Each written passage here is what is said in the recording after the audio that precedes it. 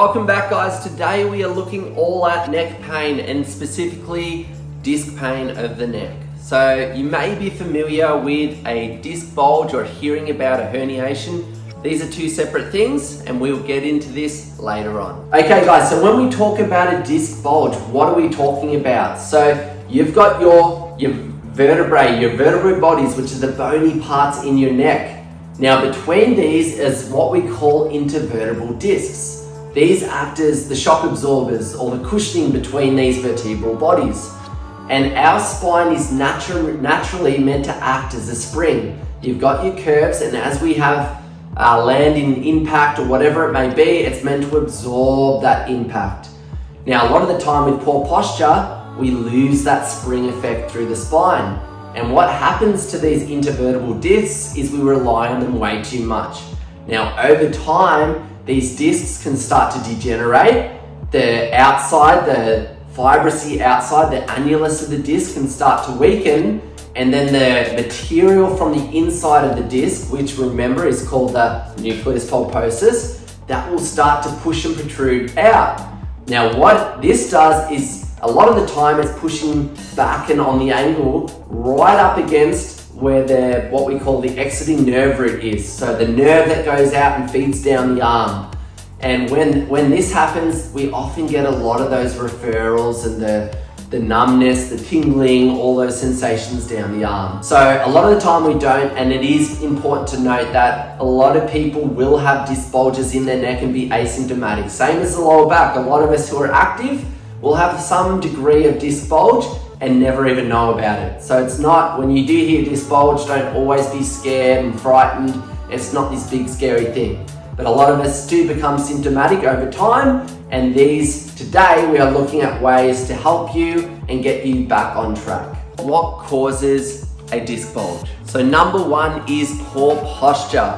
And I like to call this turtleneck or desk worker's neck. And this is generally where we lose our normal springy curve. The neck starts to come forward and we lock up all these segments in the back. So it's from looking at screens, from driving, from being on the phone. Number two, so repeated trauma, car accidents, high impact. This can come from sports, previous things that may have led to weakening of the disc itself. Weakened good postural muscles, and in saying that, tight or hypertonic poor postural muscles. So we've got the deep muscles in the front of the neck, should be nice and strong. When you work at a desk a lot of the time, the muscles in the back of the neck and right up under the skull become too tight. These ones in the front become too weak. So that creates that poor posture. And that's what we see in a lot of patients that come through with cervical disc bulge pain. So age is another one. Obviously, the older you get, the weaker the annulus gets, you get degeneration in and around the disc, and this can lead to pressing up against that spinal nerve root, which is the pain you may be experiencing. Sleeping is a really, really big one. People who have gone their whole lifetime sleeping on a pillow that's either too high, cranking you into side bending, too low. People who sleep on their belly have the highest incidence of disc pain in the neck. So if you're a belly sleeper and you think you may have disc pain or you've been diagnosed with disc pain, try and teach yourself to get off your belly and sleep on your side, or even better, on your back. Okay, so symptoms that are associated with neck pain. So obviously pain on movement. So a lot of the patients I see, it might be extension that causes extreme pain. And when you go into extension, this might be associated with a little bit of numbness and tingling that either goes into the shoulder blade or down the arm. As we just touched on, the numbness and tingling, that's the other symptom. So shoulder blades, down the arms, into the fingers. And then one of the other symptoms can be, if this has been going on, if this is a chronic disc bulge that's been there for years, you can actually start to develop weakness in your arms. So I've had a patient recently that had a C6, C7 disc bulge. He's had it for a while. And when we've got him to do a single arm push up on the wall, he really struggles on the right side. Okay guys, so today we are looking at how to prevent, how to strengthen, and the best exercises to help you with your cervical disc bulge. So number one, before we start, if you are in an acute stage, if your neck's just gone out, the muscles in and around your neck and shoulders are in spasm, we don't want to be doing any exercises. This is where we rest, let things settle. I have 2 great suggestions for you to get through, hopefully only 3 or 5 days of this intense pain. So number one, and I've actually had a disc bulge myself, this has served me a lot, a heat pack. So pop the heat pack on, keep it on. I tell all my patients 15 minutes every hour if possible. It promotes the parasympathetic nervous system to rest and digest, to take control, help some of the spasm muscles to release and relax, and hopefully get through this. It's often only 3 days, but it can be 5 days of that intense pain where you're really struggling to even move. Number 2, so a lot of people who go through this acute stage will be laying on the couch, and guess what? They're laying in the worst position possible. If you're laying on the couch and your neck's into flexion, you're looking at your phone or looking at the TV, you're putting pressure on that disc. And guess what? The spasm's only gonna get worse. So the best thing and what we wanna do is take pressure off the disc and be laying in the correct way that's going to allow things to settle in there. Use a towel. Roll it up as so. Some people are gonna have different levels that they feel comfortable with. And this is when your neck is really bad, you're almost gonna have to lift it up yourself, get someone else to put a towel in under, and then lay. So this naturally gives the neck a chance to traction a little bit, takes pressure out of it, helps with the normal spinal curve. Now, it can be pretty boring laying here all day. So if you do happen to wanna go on your phone or look at a screen, the best way to do it is have it straight above you. As soon as you go down, that's where we're going to start putting pressure. Now, the other thing is, if we go on our side, we want to make sure if we are laying on the side here, that when we are, our neck is in neutral. So as you can see here, this pillow is a little too low, and I'm side bending away. As soon as I go to move, if my neck's in an acute stage, it's going to be excruciating. So, it's not always easy to just go and have to buy a million pillows and try and find the perfect one for you. So what I like to do is, once again, use this towel.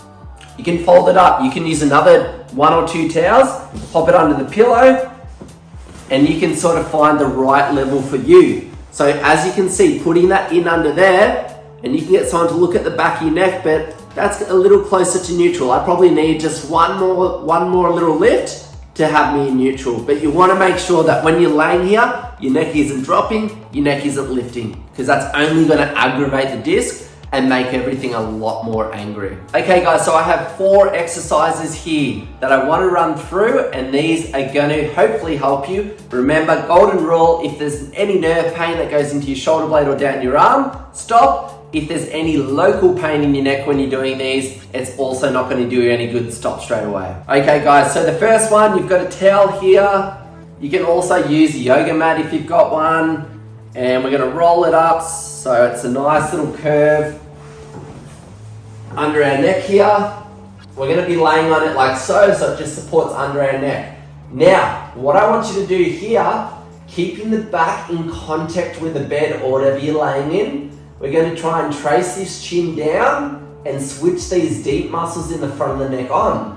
So as you can see here, palms are going to be facing the ceiling. We're dropping the shoulder blades as low as possible, and then keeping the head in contact with the bed, giving yourself a double chin, holding for 5 seconds, and then slowly releasing.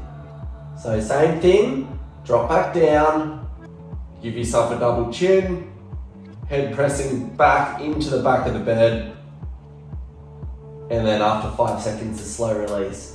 If you're really weak through here, you'll almost feel that you might go into like a bit of a cramp in the front of the neck. Just give it a bit of a rest and then continue. But as long as there's no pain in and around the disc or the muscles in the back of the neck, we're good to go. So with these ones, I like to do 2 lots of 8, and remember to have that 5-second hold in there. Okay guys, so for this next one, once again, we can use the towel. So with the towel though, we do want to roll it up, try and get it as thin. So roll it, twist it around so it kind of looks similar to this.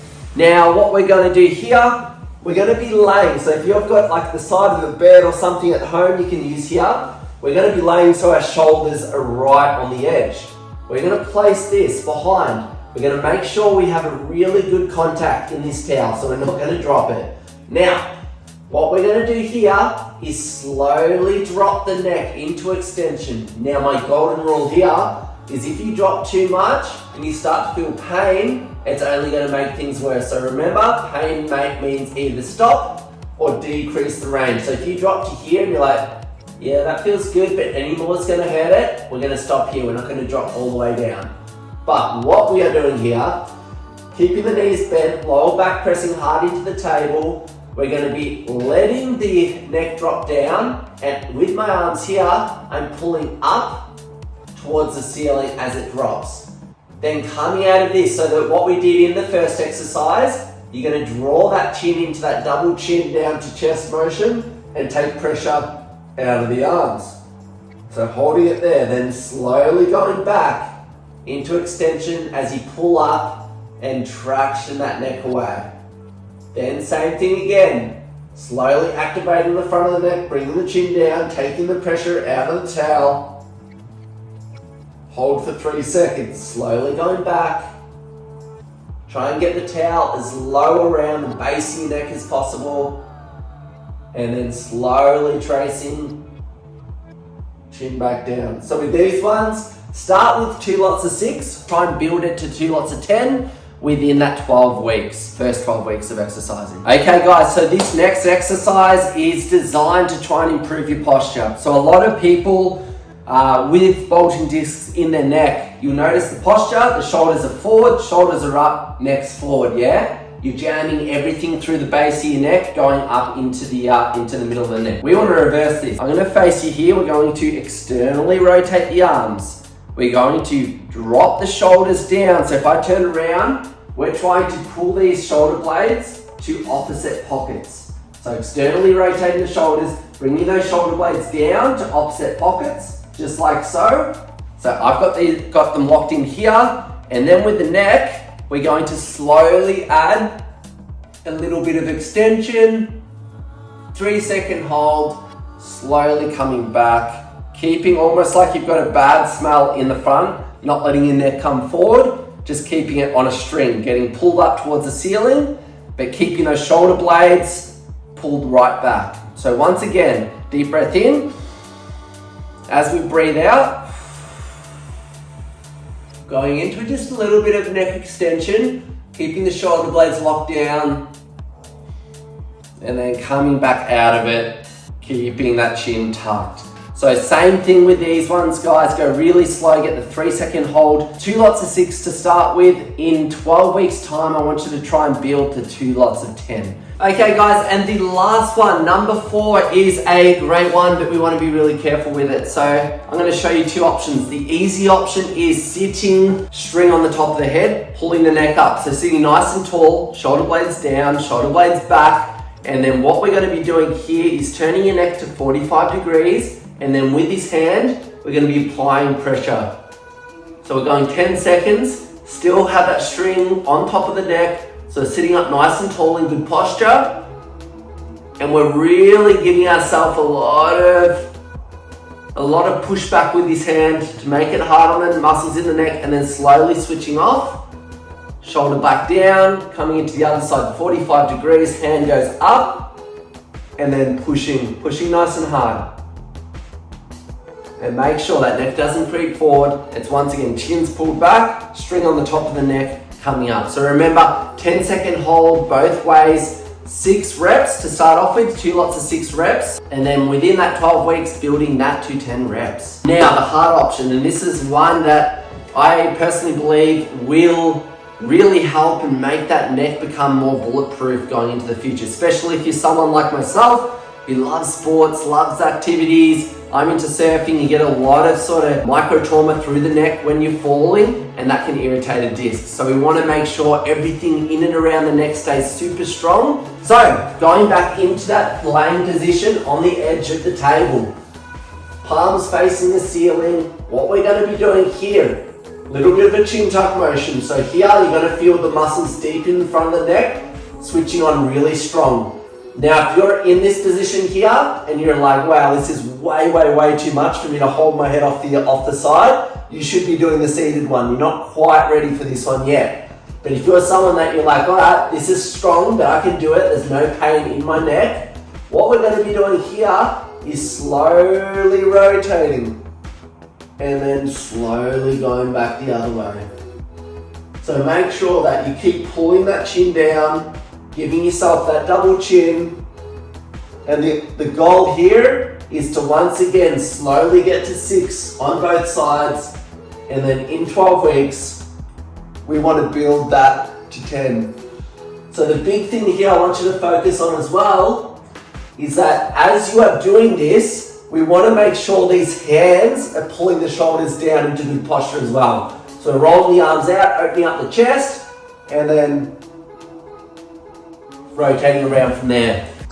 And before we finish up, guys, the main thing I want you to focus on is your posture. So if you're someone that knows you cannot help it, you're in a desk, at a desk job, you drive the car a lot during the day, or on the phone, it's pretty much all of us these days. You're watching this on YouTube right now, looking at a screen. So those things, we can't avoid them. But what we can do is try and help our posture into while we are doing these things. So just become aware that if you're there looking at a screen, your neck's coming forward, try and pull it back, pull that chin back. Make sure that the neck's nice and tall. If you're someone that's on the keyboard all day long, you want it every hour for at least sort of 5 minutes, try and just do some chest opener work, some stretches up on the wall. Really try and open up and engage those lower trap muscles. My other little golden tip is hydration. A lot of people overlook this. So your disc and the annulus on the outside is a tissue. If it is dehydrated, it becomes more brittle. If it becomes more brittle, it's more likely to bulge. So you want to keep hydration. You want to make sure the tissues are nice and healthy. It is really important that you go and get professional guidance because every disc bulge is completely different and the rehab may be different, the levels, where the disc is bulging may be different. Okay guys, hope you enjoyed today's episode. Please write with any more questions or any other areas you want to look at. I do enjoy doing this stuff for you guys as long as it's helping and you guys are enjoying it. So until next time, take care and enjoy your week.